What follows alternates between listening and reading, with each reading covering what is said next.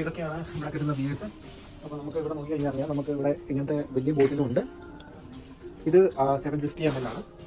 അതിൻ്റെ തൊട്ട് താഴെ വരുന്നത് ഇത് 650 ml ആണ്. അതിൻ്റെ തൊട്ട് താഴെ വരുന്നത് ഇങ്ങനത്തെ ക്യാനാണ്.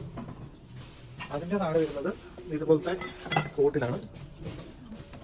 അത്രയാണ് ഇവിടെ അത്രയാണ് അളവ് വരുന്നത്. പിന്നെ ആൽക്കോഹോൾ കണ്ടന്റ് കൂടിയതുകൊണ്ട് കുറഞ്ഞതുകൊണ്ട് നമുക്ക് നോക്കിക്കഴിഞ്ഞാൽ അറിയാം. അതിന് ആൽക്കോഹോൾ കണ്ടന്റ് കൂടുതലുള്ളതാണ് കാര്യം. ഇത് നമ്മുടെ നാട്ടിലെ ബ്രോക്കോഡ് അങ്ങനത്തെ കണ്ടന്റ് ഒക്കെ വരുന്നത്. ഇത് 8% ആണ്. ഇത് 11% ആണ്. ഇതിന്റെ പേര് വരുന്ന ആംസ്റ്റർഡാം ആണ്. ഇത് ഇമ്പോർട്ടന്റ് ബിയർ ആണ്. ഇതുപോലത്തെ ബോക്സസ് ഉണ്ട്. ഇതിനകത്ത് വരുന്നത് 6 എണ്ണം ഉണ്ട്. പിന്നെ ഇതുപോലത്തെ വലിയ ബോക്സ് ആണെങ്കിൽ ഇതിനകത്ത് 12 എണ്ണം ഉണ്ട്. അപ്പം ഇത് ഡെസ്പെറഡോസ് എന്ന് പറയുന്നത് നല്ലൊരു ബിയർ ആണ്.